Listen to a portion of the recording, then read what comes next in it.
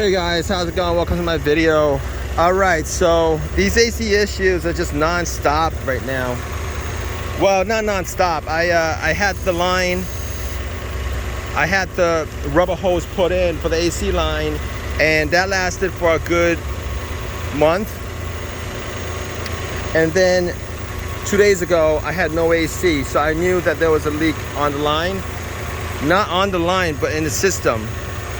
And I wasn't quite sure where it was at. So I used some Ajax and water. You guys could use this for propane, any kind of gas leaks and stuff like that. So I sprayed where the connection was on the rubber line.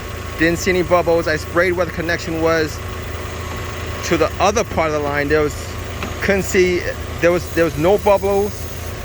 And then I tried to see if the leak was at the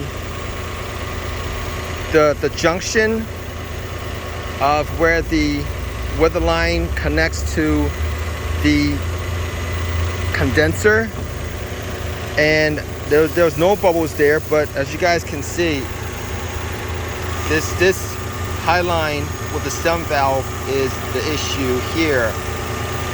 Now I sprayed some of the low line. Originally I had issues with this, and I think it's the stem, the stem that's the issue, the stem valve, and found what the issue was. There's no bubbles coming from there, but there's bubbles coming from here. So I'm gonna change up the stem valve on this.